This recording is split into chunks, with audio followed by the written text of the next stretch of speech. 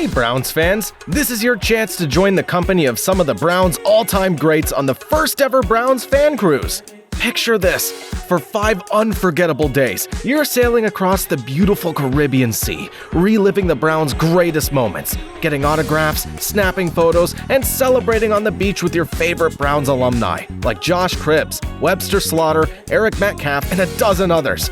Book now and take advantage of our easy, budget-friendly payment plans on this once-in-a-lifetime, all-inclusive cruise adventure. The clock's ticking, Browns fans. To book your cabin and for more information, visit brownsfancruise.com or call 216-284-6472 today. Browns Fan Cruise, where diehard fans and Browns alumni come together for the trip of a lifetime.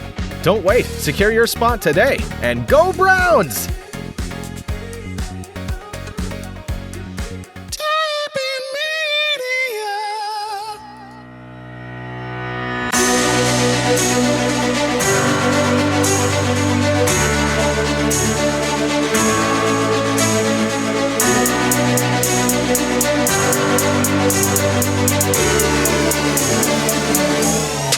It's time for the Burning River Sportscast. The Greenbrier, a tradition unlike some others, officially in the books, and the goddamn Jets are next on the agenda. That's right, Hall of Fame weekend is here, and it's time to see Joe Thomas and his 10,363 consecutive snaps immortalized forever. Unlike draft day, my guess is he won't be fishing. And then they'll play a meaningless football game, and we'll all head our separate ways as we hunker down and prepare for real football. The Guardians continue to guard 500, waiting for something to click. We'll keep waiting. And while you wait, we'll break down all the hottest Cleveland sports summer stories next on the Burning River Sportscast. Nobody wants to see you naked. Not a single person wants to see you naked. Wait until I get gastric bypass. Sure, it's all backups and nobody cares. But NFL's back. NFL football is here. Sweaty man-on-man action. Hell yes. And balls flying through the air. And sacks all over the ground. So many sacks. I love balls and sacks. You heard it here first. Kenny does not like the dog. No, they're already discounting it on their team store. That was a flash sale. I looked it up after. You're a flash sale. No. Isn't that the pot calling the kettle black? Man, I just, I'm not a professional athlete, okay? You know what I had to eat today? A whole pizza. Starbucks donut, four Dream Bars. I undersold it. McChicken, a double cheeseburger, a large fry. I really undersold it. And I haven't eaten dinner yet. This is going to blow your balls off. Welcome into the Burning River Sportscast, presented by Tappan Media and brought to you by the Cleveland Browns Fan Cruise. I'm Kenny Thunder, seated next to the man who is just a Barbie girl in a Barbie world. He can walk in 6-inch plastic heels, red hot Ronnie Jams. Then who needs plastic when our board op is brought to you by Milk to give us the strongest bone in the game? Bone Man, how are ya? I'm doing great, guys. Ronnie, where can our friends find the dopest Browns pod in the land with an RV full of headless naked lady dolls?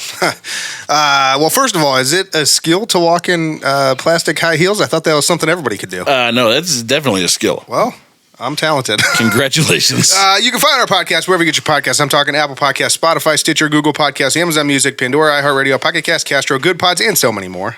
And while you're at it, make sure you check out our merch at www.thetappenmedia.com/shop. We've got the Chubb line. We'll soon have a cruise line. Well, not a cruise line, but a Browns Fan Cruise apparel line. We've got shoes, hats, mugs, mouse pads, shirts, shorts, flags, phone cases, and so many more. You name it, we've got it. So make sure you check that out along with everything else in the store. We are constantly adding new things. Sure are. All right, so that'll take us to the Burning River News Story of the Week.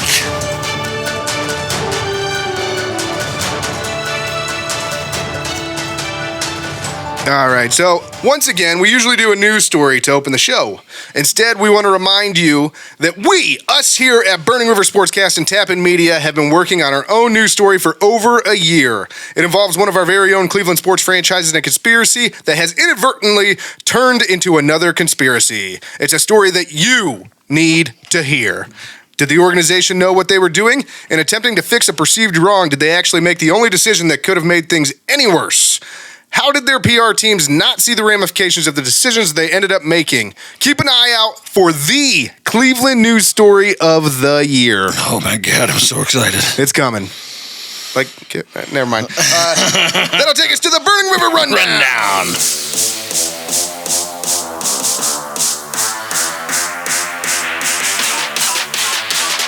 All right, so training camp has been happening all week, but we'll get to that in just a minute. To start off the Burning River Rundown, we have some potential big free agent news that just came across today. Defensive tackle Shelby Harris is visiting with the Browns today. It'd be a huge addition, especially now that Perry and Winfrey went crazy and is kicked off the team. Yeah, I mean, the whole situation with Perry is unfortunate. I mean, we feel for him. I say that in jest, but he has some serious issues he needs to work out. So for sure. Look, Shelby Harris, Mike Paris, I don't care. We need somebody on that defensive front that can be a role player. Well, and I think Shelby Harris is definitely a huge upgrade from. I mean, if Perry and Winfrey was the guy you were banking on, I think Shelby Harris is a huge upgrade from that. So sure, I just look. We've talked ad nauseum all offseason about the fact that the defense was atrocious under Joe Woods, specifically the interior of that front seven. So, look, they got to do something. Still haven't addressed linebacker, but that's a whole other story. Yeah. So Shelby Harris, sure, I'm for it. All right. So as I mentioned, training camp at the Greenbrier has wrapped up, and the boys are coming home to Northeast Ohio. I think the biggest story coming out of camp is the connection between Deshaun Watson and Elijah Moore that's kind of developed, right? So I thought it was the fact that they did their whole Greenbrier camp inside of the bunker at the Greenbrier. It was like a missile bunker from the Cold War. I mean, I guess that's cool. All right. If that's the biggest story and it's not football related, we probably have problems. But no, a lot of people, including us, have been saying all along that Elijah Moore was just kind of in the wrong situation in New York. He's really starting to things started to come out when he was in New York and on his way over here that he was kind of a cancer in that locker room. There's a lot of problems, but I think what we're starting to see is that those were largely overblown. Well, there was the whole thing after it was the Patriots game where they won, and he said they didn't get a single target. Yeah. Well, and I think it was just, again, he needed a change of scenery. It was frustration. I think the problems were overblown. It wasn't necessarily character issues. It was more just their relationship had run its course and he needed to be somewhere else is how I look at it. And I do think it's probably tough for a guy like Elijah Moore to come in as a, he's not like he was the first overall pick, but he was a high pick. Yep. And there was some expectation there. And every professional athlete has an ego, especially wide receivers. And we've seen it time and time again, where sometimes it just doesn't work out. So. Yeah, I agree. And I mean, the best part about him coming over to Cleveland so far, he's been a vocal leader since he's arrived, and it's kind of starting to look like Andrew Berry may have found another diamond in the rough, where not a lot of people were thinking real highly of him. But I feel like he was a diamond inside of K Jewelers. Just people didn't want to pay the price for him, but we were like, we'll do it. Yeah, who cares? And then on defense, during training camp, we repeatedly have heard good things about Juan Thornhill and MJ Emerson, were the two that I saw keep popping up in the news. Oh, are you on the Juan Thornhill bandwagon again? I've always been on the Juan Thornhill bandwagon. He was one of my favorite pickups in the offseason just because I didn't think his tattoo was special. God, I hate you. Yeah, and, blow me away with surprise. MJ Emerson's had a good camp. Okay. Yeah, look, great. I think those are the positions that we feel good about. Juan Thornhill being a off-season acquisition, and knowing what you had before Juan Thornhill is what makes Juan Thornhill more impactful coming into this season. Yeah, I'd agree with that. And so, by all accounts, training camp has gone very well for the Browns, and they've looked great in most of their practices at the Greenbrier. It seems that both sides of the ball have dominated at times, but that kind of actually leads me to wonder, are we really that good? Yeah, what does that mean exactly? Or are we really that, are we just not very good, and sometimes one side wins and sometimes the other wins? I don't know the answer to it. I wasn't there, so. Greenbrier, man, West Virginia, just such a strange. Such a strange thing that this happened. I don't know. It sounded like this was kind of set up to be like a team bonding thing, but then I've heard that a lot of the players invited their family and stuff to stay on the grounds. So I don't know if they'll continue to do this into the future or not, but I hope not. It just kind of takes away from the days that we can see them here in Berea. It's just weird. But in all seriousness, the reports from camp have been solid. But I think me and you are kind of on the same page here, and we always have been, is until they prove it on the field, the Browns every single year win the offseason. I would say more often than not, I'm overly excited, overly optimistic, and can't wait for Brown season. We're both trying to temper expectations this time, because expectations, at least in Cleveland, not around the country, but at least in Cleveland, are like through the roof right now. And I've finally reached the point of apathy with this team, and until they do something, I don't expect anything. I can't. I love the Browns. I love watching the Browns. I'll never miss a Browns game. I'll do anything I can to make sure that I don't miss a Browns game. It's true. It's almost like a cult for you. Like, you have to sit in front of the TV and watch every minute of every Browns game. In fact, I like watching the Browns games on TV more than even going to them at this point, because you just see so much more of the game. But I would second that. You're just so much more comfortable too. Well, yeah, naked on my couch in the basement. That's weird, man. Why do you have to give that visual to everybody? Nobody wants to see you naked. Except for your wife. You guys do have a baby, but besides that, nobody wants to see you naked. Not a single person wants to see you naked. Wait until I get gastric bypass. Even then. Either way, I'm just very apathetic about this team at this point. I think they got a lot of good things going for them, but we've said this year in and year out. Hell, I said that when Deshaun Kaiser was going to start. So look, now we're on our second Deshaun. Spelled differently. I'm to the point where they have to show me something before I'm going to get excited. No, I'm with you. I really am.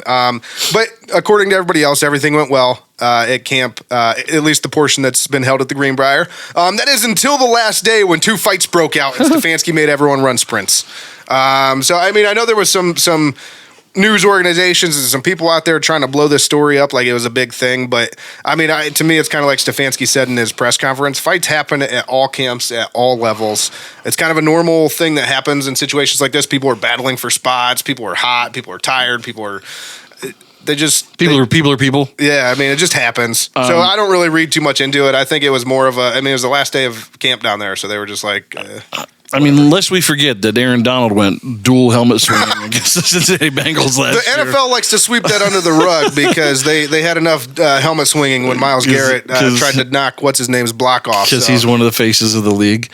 Mason Rudolph, that guy's such a turd. But agreed, yeah. I mean, I think these things happen more often than not, and they happen at all levels of football, and it's normal. It's an emotional game. People get excited.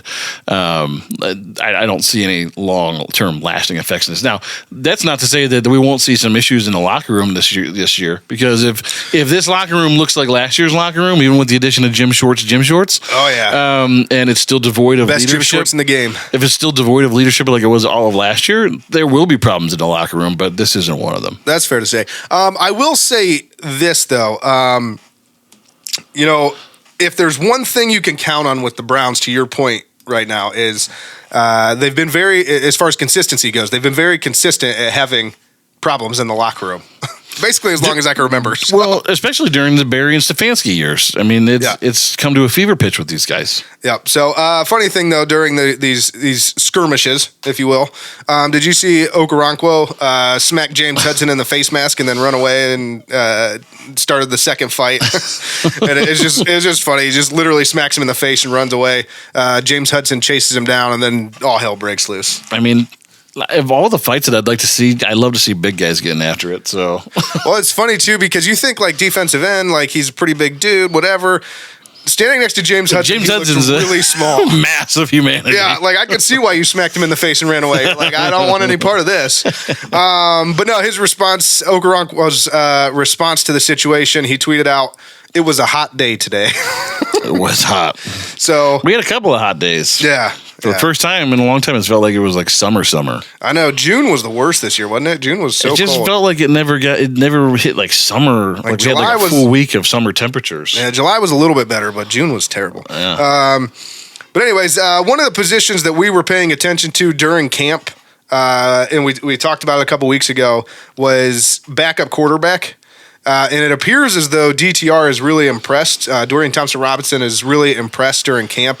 Stefanski did come out and say that DTR is going to play quite a bit against the Jets in the Hall of Fame game this week. So Yes, he should. He's a rookie, and this game means nothing. And he's playing against other third and fourth stringers. And to be fair, we like Josh Dobbs, but you kind of know what you have in Josh Dobbs. Sure. Like he's gonna be what he is, and that's fine. Yeah, He's a backup quarterback. I think the only question is Dorian Thompson-Robinson potentially at a level where you could live without Josh Dobbs. Right, and I think that's what that goes into this whole letting him play a lot in the preseason and kind of determining whether or not he could take that. And don't forget, I'm still on the bandwagon of people will be calling for DTR to start before the season, before the preseason is over. People will be like, the preseason is over. We don't even need that sex predator Deshaun Watson. Well, you still have those. We have DTR. Let him play. I guarantee there will be some. You send me the story, and we'll make sure we put it up on. It'll the screen. happen. Yep. It'll happen. But yeah, so DTR playing in the Hall of Fame game, which brings us to the Hall of Fame game. It's here. We're playing football again. Sure, it's all backups and nobody cares. But NFL's back. NFL football is here. And I guess position battles for roster spots are kind of important, right? Very important for this Browns team. Yeah, I mean, I always say there's two seasons, football season and waiting for football season. So we're finally back to football season. How excited are you, Kenny? I'm excited not to be bisexual anymore. I'm sorry, bi-weekly in the off season. No, look, this is the most glorious time of year. I love Christmas time, but this is probably the second best time of the year. Is football is here. From here on out, it is a literal just slingshot into sweaty man-on-man action. Hell yes. And balls flying through the air and sacks all over the ground. So many sacks. I'm out of it. Sacks and balls. I'm out of innuendos. All right. Bone Man, how do you feel about the NFL season being back? Guys, I'm pumped. Man, I just love watching football on Sundays. And you like balls and sacks, huh? I love balls and sacks. And hopefully the Browns get a lot of that this year. You heard it here first. Bone loves balls and sacks. Who doesn't? So, Kenny, give me two players to watch in the preseason game here. Yeah, you know, I hate when you put these just artificial stipulations around questions. You're like, give me one, give me two, I'll give you four. Shit. Because to me, this game is all about, and I'm actually looking forward to this game. Even though we talked, this is basically position battles. There's not going to be a whole lot of anything serious going on. Someone tried to troll me on Twitter when I tweeted about the game the other day, and they're like, "Oh yeah, we just get to hear the announcers yak the whole time," and I'm like, "Yeah, but it's still NFL football. Like, I don't care." Yeah, and I get to see the guys in my. They're annoying, but and I get to see the guys in my jersey this year. He had a fair point though. He just wanted less yakking from the announcers and more football talk. So yeah, but there's nothing good to talk about. But anyways, go on. Here's what I would talk about. Give me two players to watch. The guys that I'm going to be watching really closely in this game are your backup linebacker crew. So guys like Charlie Thomas, Mohamed Diabate, Tony Fields, Jordan Konechek. Good one. I like it. I think one of these guys is going to have to step up because I just don't trust the health of Anthony Walker, Sione Takitaki, JOK. Nothing against those guys. We like those guys. Jacob Phillips. So to me, those guys just still, even at healthy, aren't premier players. So if one of these guys can step up and show something in the preseason, I would be ecstatic. Again, I don't have like super high expectations. You look at some of these guys; these aren't all guys. I mean, Mohamed Diabate is a rookie. These other guys have kind of been around, but guys like Tony Fields, these were always developmental pieces. So you never know from year to year. Remember last year when Tony Fields had his day in the sun? Yeah, I mean, you never. Phenomenal. He was dog of the week last year. Yeah, that was dope ass. You never know, like if these guys will develop into better players down the road, even though they weren't like highly acclaimed coming out. So that's it for me is watching these linebackers because they're one of these guys is going to play minutes this year. A lot of them. Yep. What about you, Bone? Who are you two to watch? I'm looking at David Bell, second-year wide receiver. Yes. I love David Bell. The Venus flytrap. That's what we call him here. The Venus flytrap. I like it. I want to see him do well. I thought he had a lot of potential coming in last year, and we're going to see if he can get a spot on the team. They didn't really get him the ball enough last year, huh? Yeah, I agree. Wide receiver room is pretty full, so we'll see how he does. Who else you got? I'm looking at Isaiah McGuire, rookie out of Missouri. Nice. Kind of shoring up that D line, see if you can get kind of a role play and hopefully get some snaps. So. I like it. All good picks so far. It seems like you guys had a lot of. Who are you going with? You guys had a lot of defense, so I'm going to go completely offense. First off, we already talked about him a little bit, but I'm starting with DTR, Dorian Thompson-Robinson. You're going to be the guy calling for DTR to start. No. I'm going to be calling for him probably to be the backup over Josh Dobbs. I think he has a lot of potential. And I just want to see. Still a tough call, though, man, because you're talking about Deshaun Watson's a mobile guy, been out of the game for a long time. Josh Dobbs could see action on the field. I mean, I agree with you. I'm just saying, I think DTR, I think they may have found, I wouldn't call him like a top-tier quarterback or anything like that, but they may have found a solid backup that can play minutes when you need him to. Sure. I think he's maybe a little bit more talented than Josh Dobbs. Again, I like Josh Dobbs, but he's interesting nonetheless, and who knows what his ceiling is, and that's the question. Yeah, so the first one there was DTR, and then my next one is Jalen Darden, wide receiver and kick returner. Basically, what I have written down for this guy is, I mean, he's Jakeem Grant, but younger and cheaper. Now, I do think Jakeem Grant is ultimately the better player. However, I'm a realist, and I know that the Browns eventually are going to have to start saving some money somewhere. And so, I think that if you can make him a casualty, Jakeem Grant, a cap casualty or whatever, and save. Let's just make him a casualty. No, not that. We don't want to do that. But no, I just think that, I mean, you're going to get similar production possibly out of a much younger player. So I'd like to see what he can do on the return side, especially. I feel for Jakeem Grant, man. I felt like this actually was going to be a good situation for him to come into. Injury killed it. Especially when Deshaun got to play. I thought he had a chance at actually making some headwinds as an actual pass catcher in this offense. But it's a tough injury to come back from. So. Yeah, I feel for him. And his game is speed, right? Yep. I mean, it's one thing. Well, that's the other part of this wanting to see what Jalen Darden can do is you don't know how Jakeem Grant's coming back from his injury. So it was a devastating one. So devastating. All right, so next up, last episode we mentioned a couple Browns legends, Clay Matthews and Marty Schottenheimer, were named finalists for the Hall of Fame next year. Update on that, Clay Matthews is out. He did not make it through to the next level of finalists for the Hall of Fame, so better luck next year. Kenny, you're probably pretty upset by this. I know you had a strong case for Clay, so yeah, how do you feel right now? Look, I just think that this surprised me when this news came out because I thought if one of them was going to make it was Clay would have made it because the non-player group is so strong this year.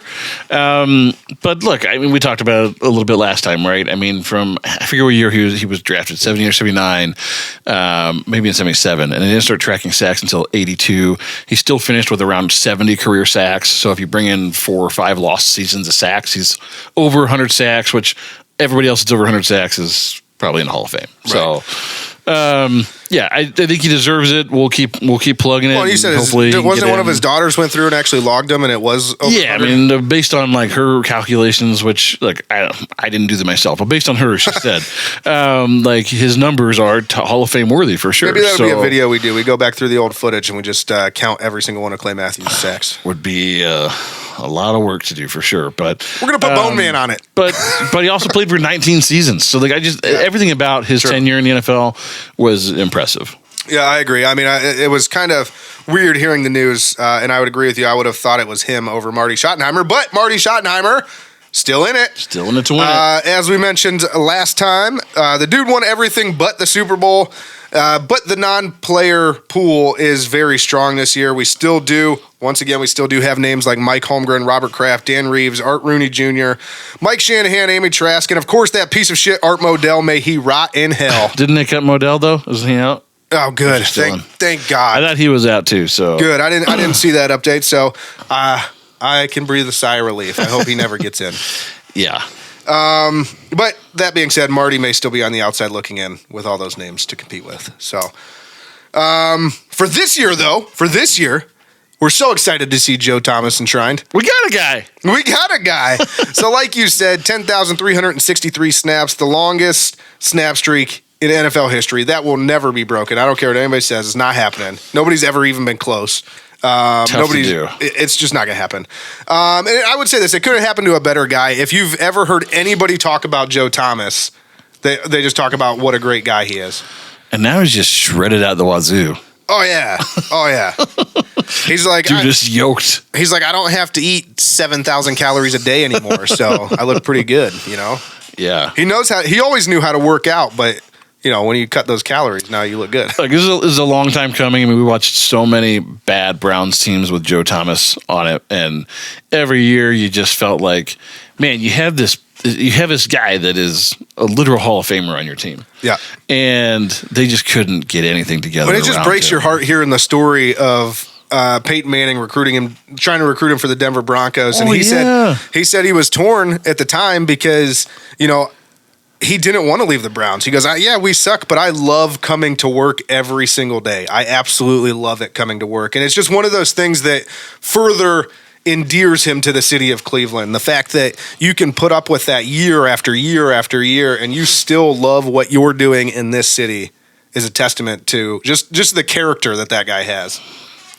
I mean, the Browns literally over the last 20 years have lost more football games than any other franchise ever. By like 20 games. It's sad. And Joe Thomas was a big part of that. Not like it was his fault, but he was his tenure. That's why he's going to the Hall, because he was a big part of why we lost so many games. His tenure existed during that window. Yeah. Man, what a shame. But, I mean, the excellence that he played with every day, there's nobody better. Yep.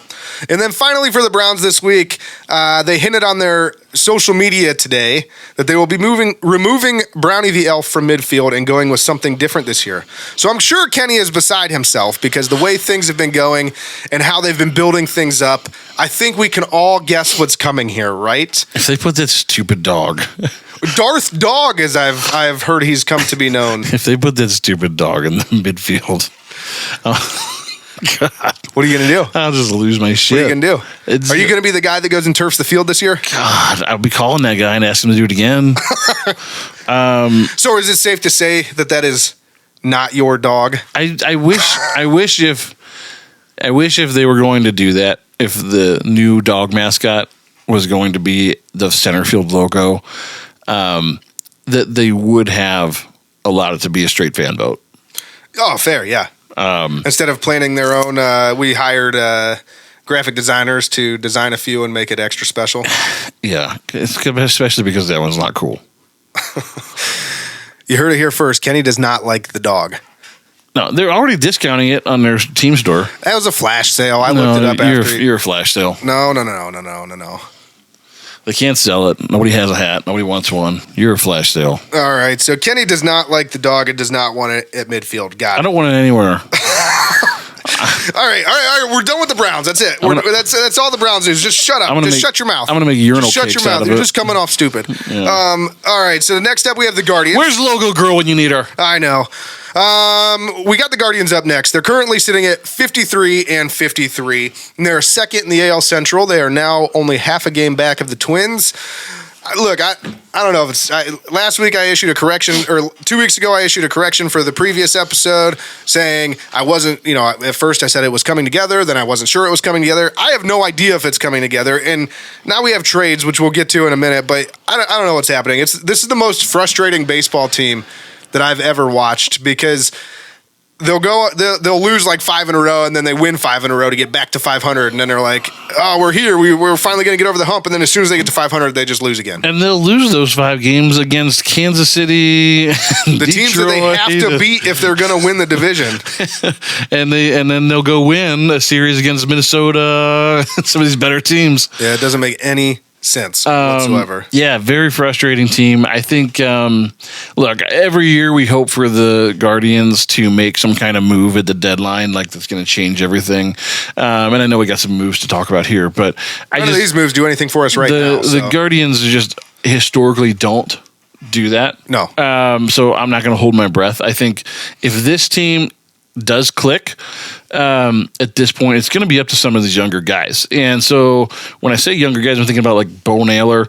I don't understand why we're not seeing more of Bo Naylor. He's played really, really well in the time that he's come up. He's hitting played more over the last couple of weeks, but he's still played sparingly. So I don't know what Tito's keeping him off the field for, but I just think it's going to be too much young swag, guys, because the young guys in the bullpen already are. I mean, they're exhausting every resource they have to keep the bullpen alive. So, which we'll talk about here, I guess, with Syndergaard. But yeah, so in the trade news, they did finally trade Ahmed Rosario. Everybody's kind of been asking for him to be traded all season long.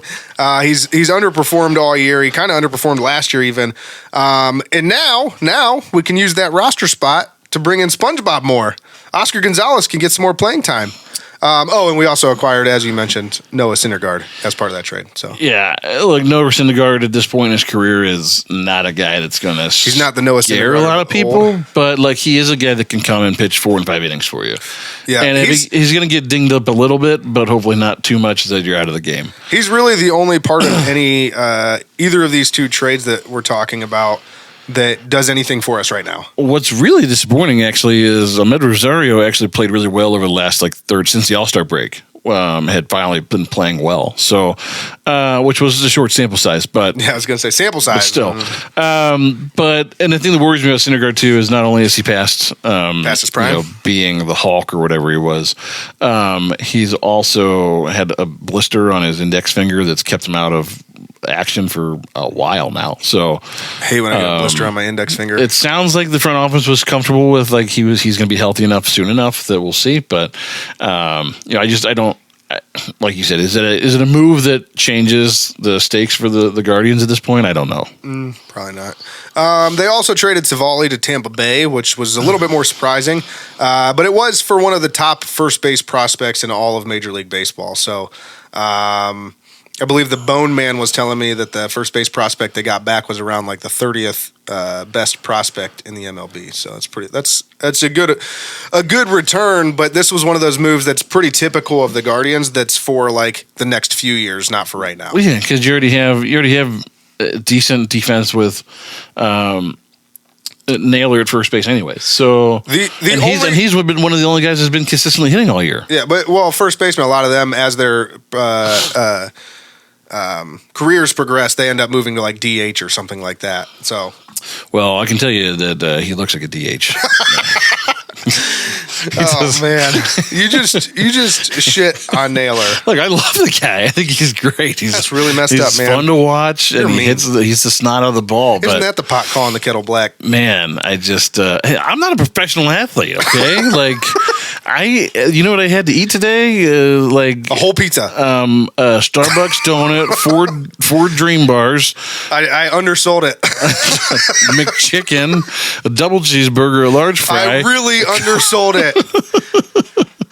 And I haven't eaten dinner yet. That's what gastric bypass is for, right? That's right. All right. Start over. But yeah, I think this Savali move, though, it does give me a comfort to know that the Guardians historically are very good at knowing when to deal a pitcher. Yeah, they win these more often than not. It's always shocking when it happens because you're like, well, he's one of our best pitchers. And then he falls off within the next 2 seasons. It's funny because we just played this series against Chicago this last weekend, and they had the long-haired kid, Clevenger started. And they knew too. He had off-the-field problems that he was having during COVID and stuff.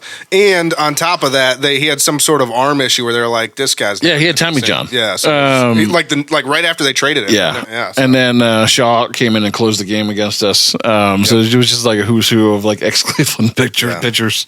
Yep. So all guys that are washed up though because we traded them away at the right time. Yep. That gives me comfort because they're very good at that.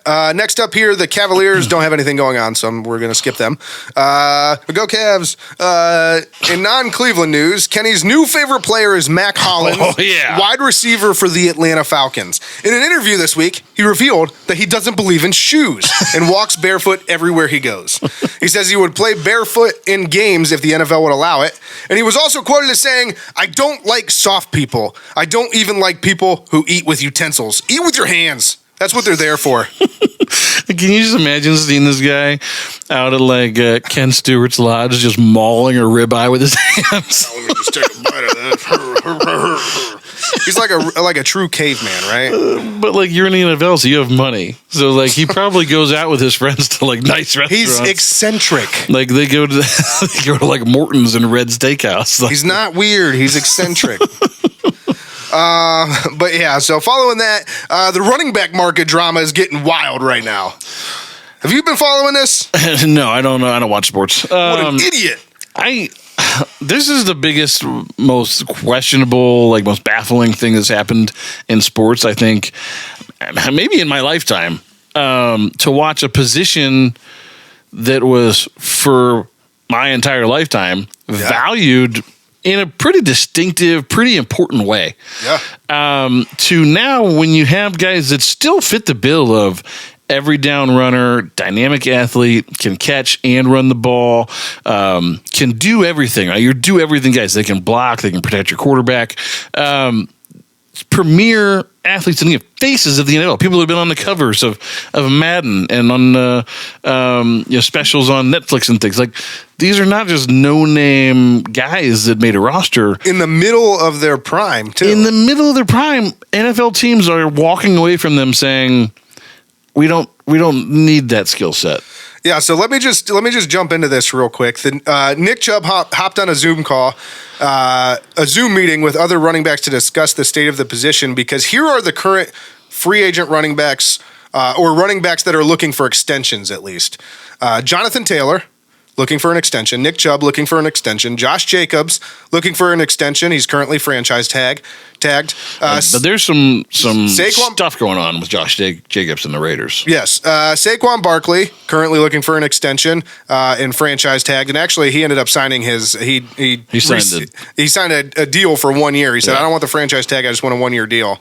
And it was basically the exact same as the franchise tag. Yeah, so it's interesting to see what exactly happened with that. Tony Pollard, franchise tagged, looking for an extension. Dalvin Cook, free agent. Kareem Hunt, free agent. Ezekiel Elliott, free agent. Leonard Fournette, Kenyon Drake, free agents. And there's about 10 others that still haven't signed that are big names that you would know of if I threw them out there.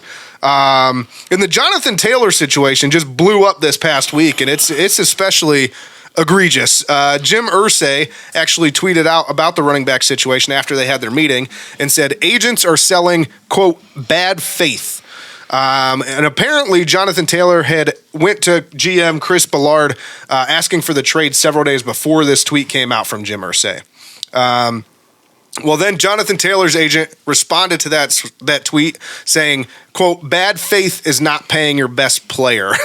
So kind of shots fired back and forth here.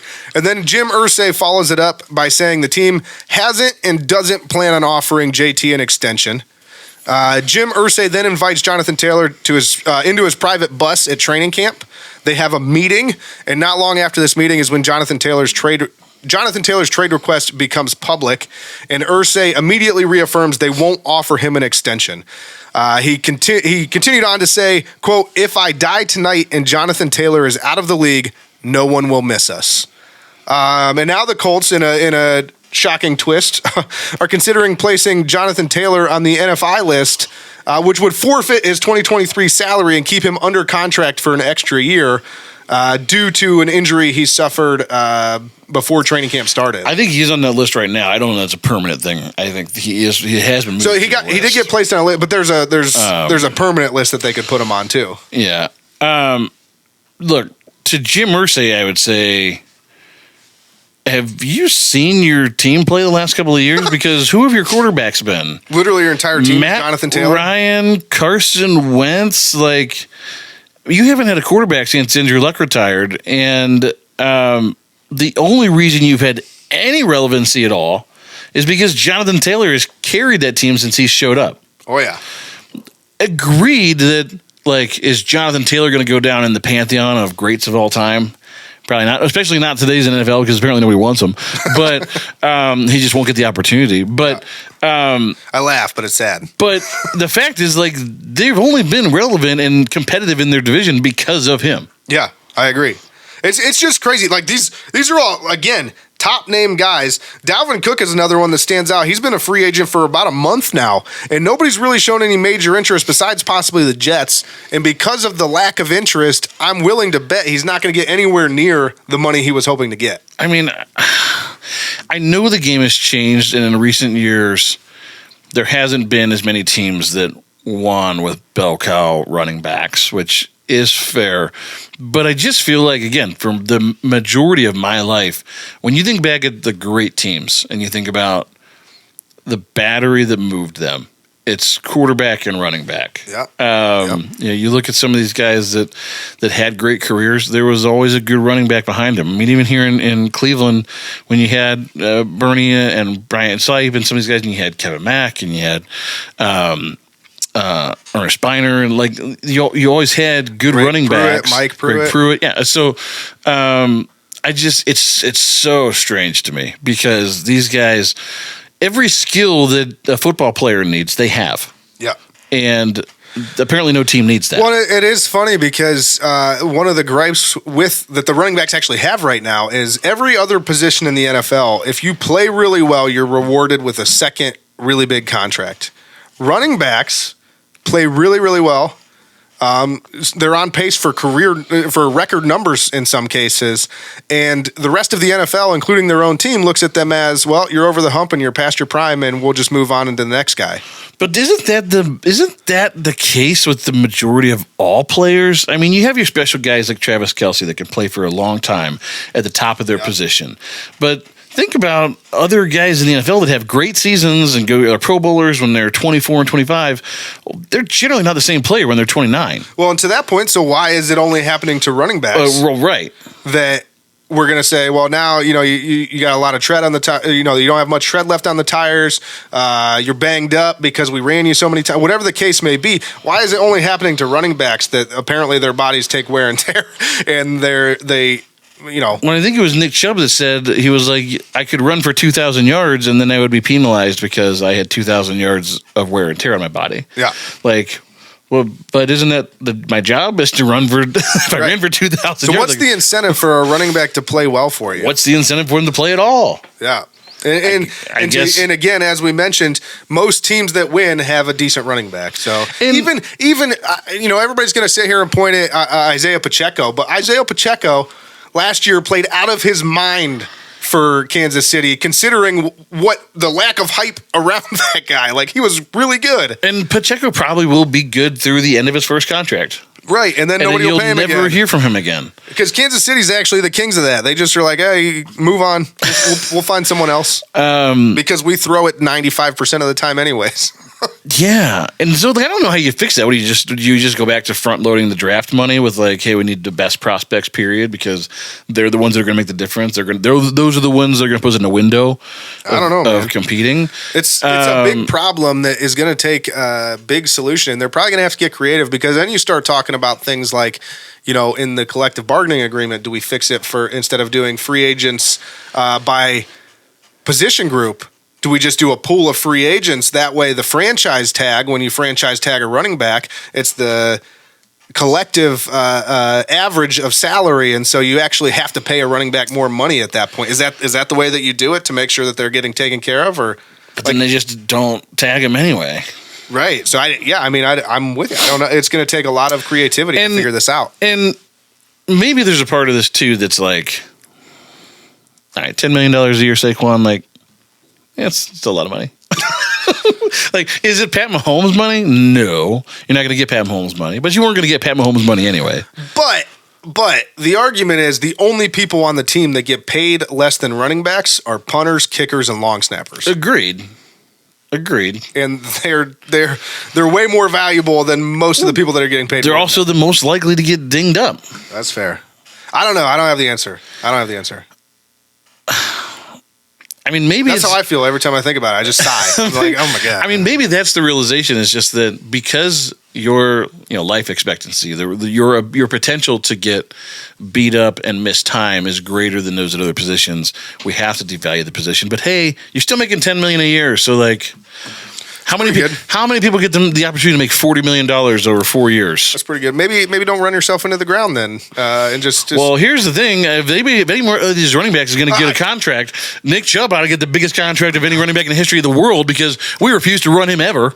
Yeah, I agree. I'm full Chubb. I'm full Chubb for Nick Chubb. I don't know. I just don't know how to fix it. But I'm gonna move us along here. We got a few other things to talk about before the end of the show here.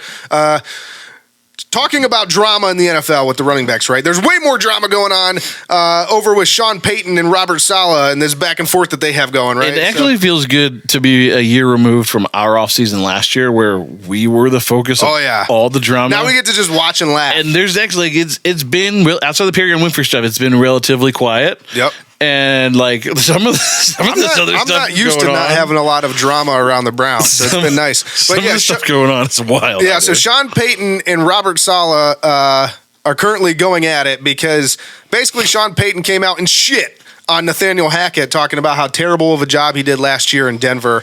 And Aaron Rodgers joined the fray this week and basically came out and said Sean Payton needs to keep my coaches' names out his mouth.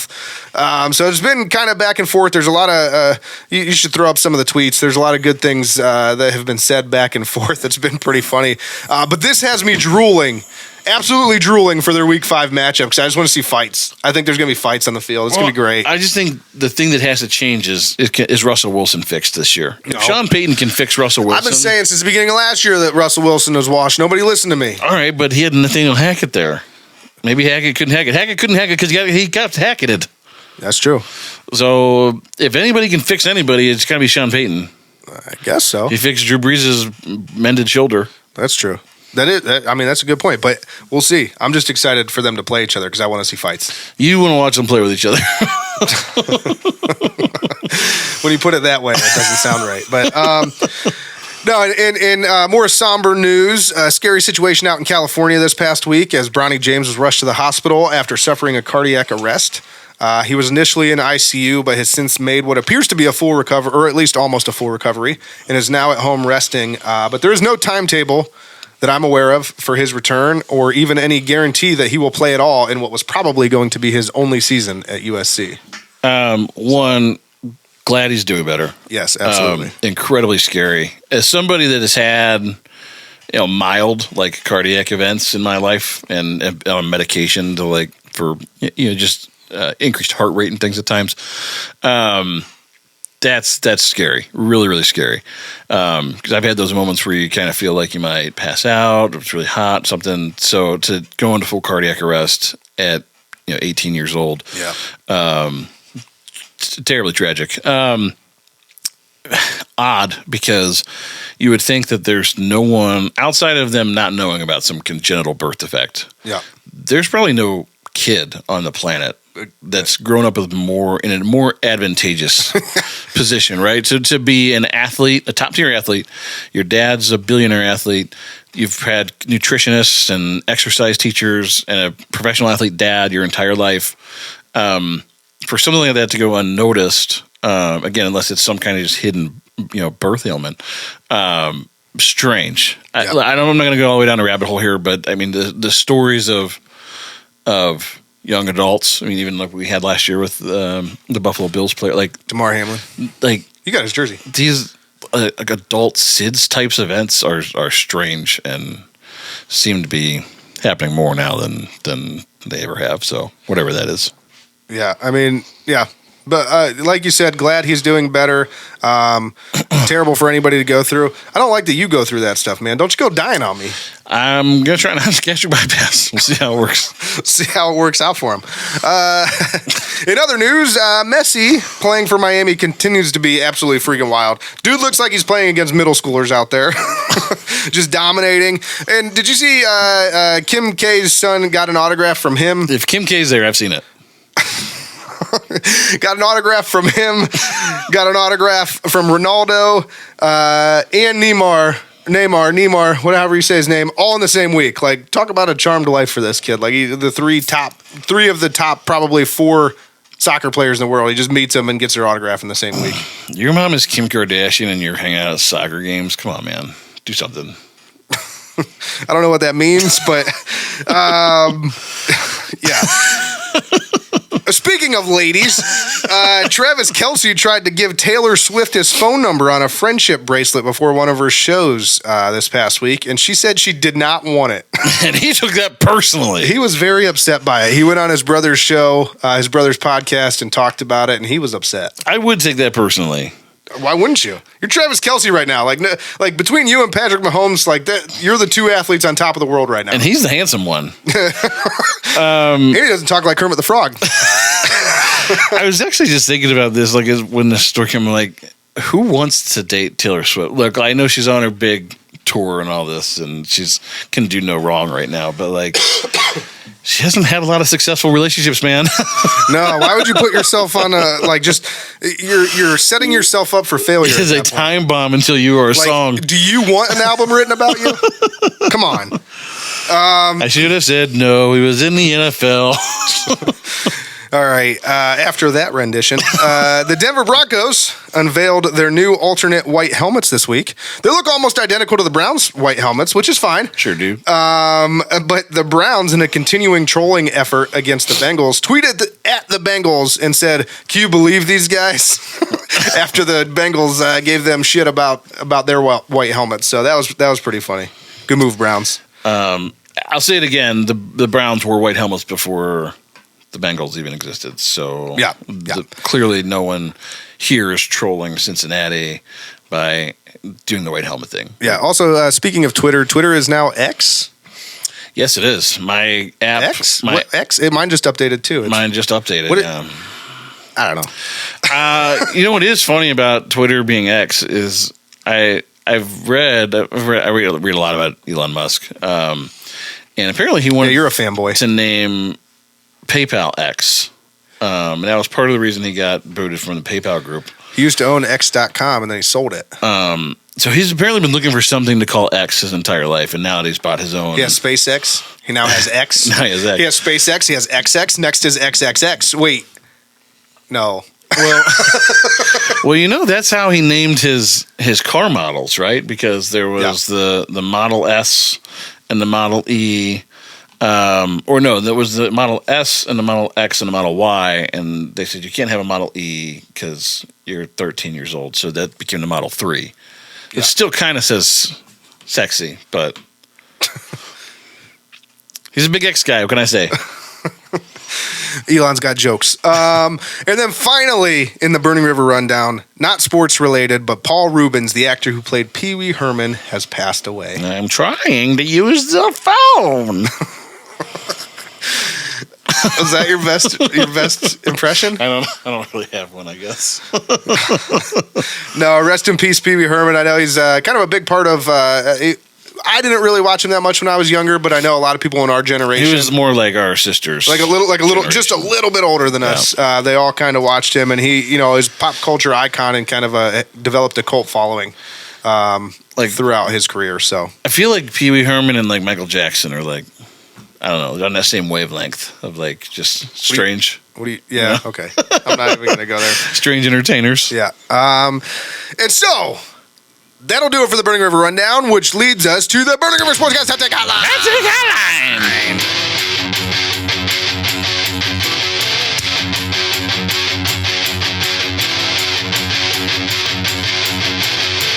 All right, so don't forget to call and leave your hot takes on the Hot Take Hotline. Remember, these are hot takes. I want to hear why you think this will be the Browns' year or it won't be. I want to hear why you think the Browns will go over or under 500. I want to hear why you think the preseason is or isn't important, and I want to know why Twitter is now X. Seriously, though, why is Twitter X? I just told you. But I just don't get it.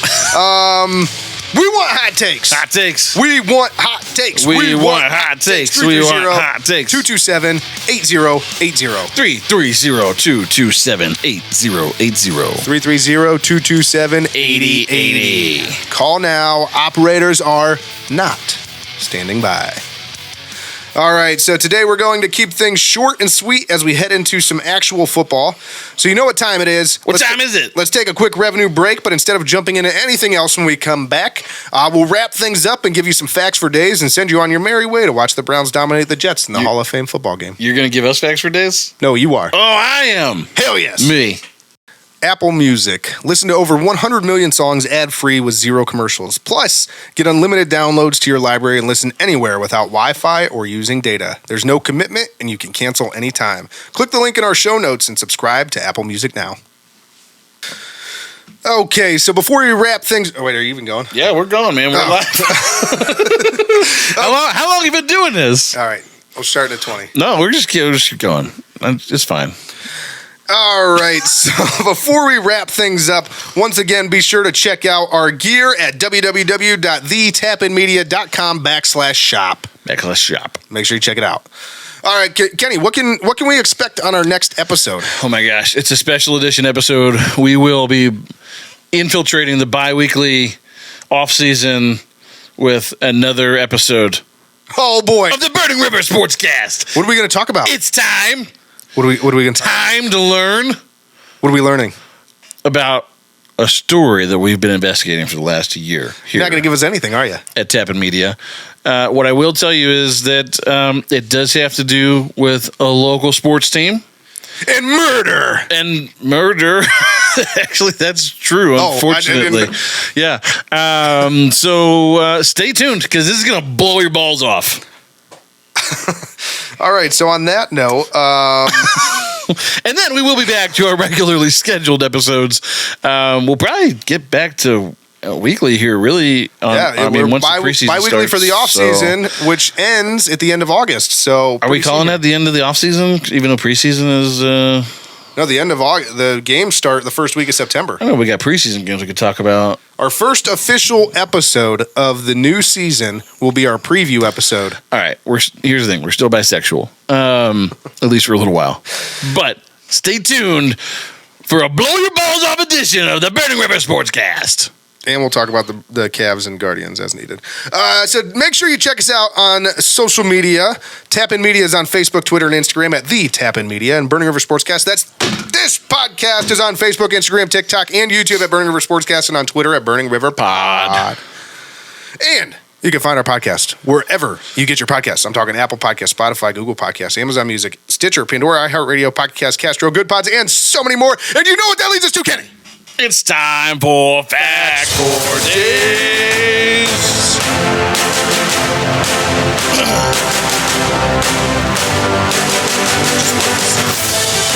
Best center in the game. What do you got for me, Kenny? Here's what I tell you. We're going to go all the way around here today. I don't know what that means, but let's go. You ever hear Lake Natron? Who has it? No, I haven't heard of it. Board Op? No, man? Lake Natron? Never heard of it. Lake Natron is a salt or alkaline-based lake located in the Arusha region of Tanzania. Oh, wow. Tanzania. I would recommend, however, that you don't go swimming in Lake Natron. But what if I do? If you do, thanks to the high temperature and alkalinity, it will burn you for sure. How badly? It won't turn you into a mummy instantly, but whoa! If you stay long enough, your body will be hardened and preserved like cement. What? Yeah. You just get the straight up Medusa. Oh, you just go in there and then you be swimming and then all of a sudden you can't move. I'm devastated. What's next? It does have a real... still going. Because of the alkalinity, it has a reddish hue, which makes it one of the most interesting lakes in the world because it's just a big red lake. But don't get in it. But don't get in it because you will burn your skin off and turn into a cement statue. He didn't live. He died. He died. Number 2, baseball has been around for 147 years. No. That's a little over 23,000 players who have ever played in a professional baseball game. Okay. So for perspective, the smallest MLB stadium by capacity is the Cleveland Guardians. Progressive Field, seating 34,830 fans, meaning that if every baseball player who has ever lived came to the stadium, the stands would only be 61% full, which is more than their average attendance. I was going to say, that's probably more fans than they typically get.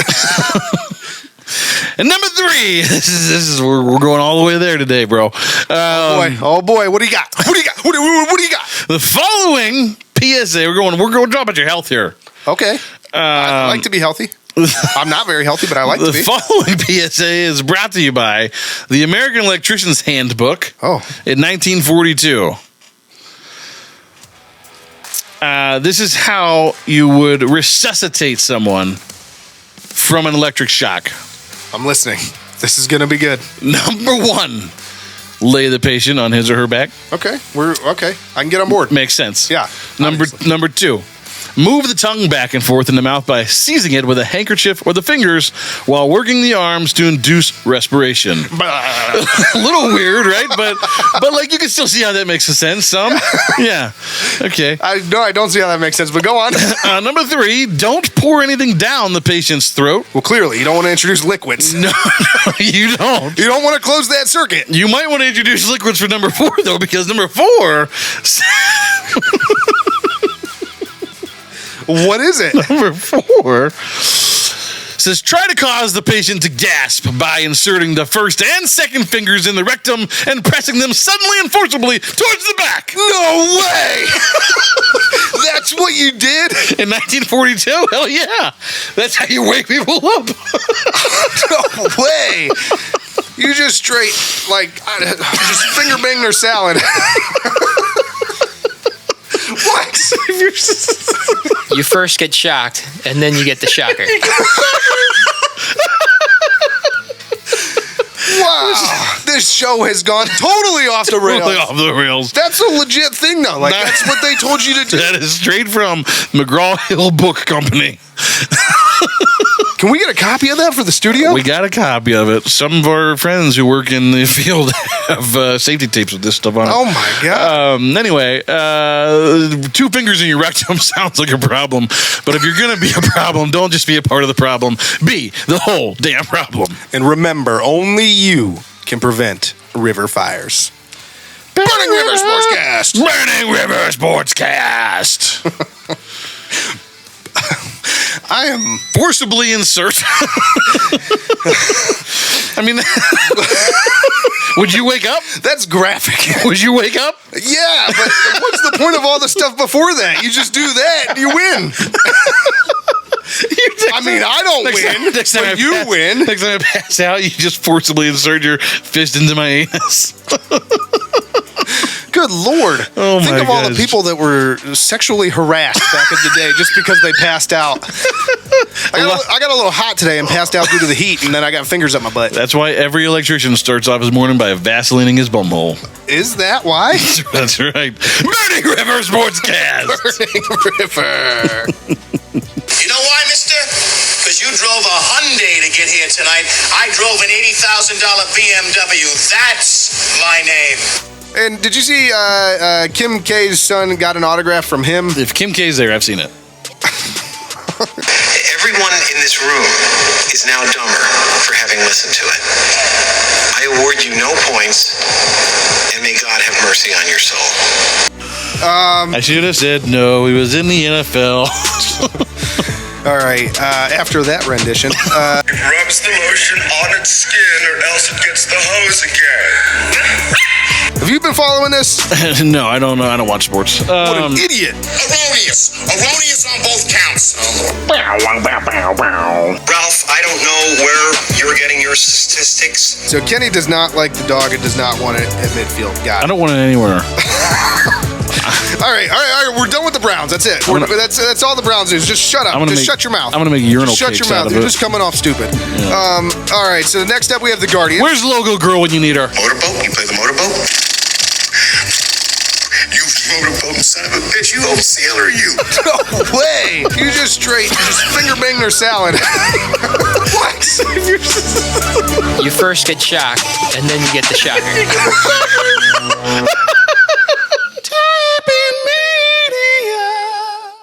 Hey Browns fans, this is your chance to join the company of some of the Browns' all-time greats on the first ever Browns fan cruise. Picture this. For 5 unforgettable days, you're sailing across the beautiful Caribbean Sea, reliving the Browns' greatest moments, getting autographs, snapping photos, and celebrating on the beach with your favorite Browns alumni, like Josh Cribbs, Webster Slaughter, Eric Metcalf, and a dozen others. Book now and take advantage of our easy, budget-friendly payment plans on this once-in-a-lifetime, all-inclusive cruise adventure. The clock's ticking, Browns fans. To book your cabin and for more information, visit brownsfancruise.com or call 216-284-6472 today. Browns Fan Cruise, where diehard fans and Browns alumni come together for the trip of a lifetime. Don't wait, secure your spot today, and go Browns!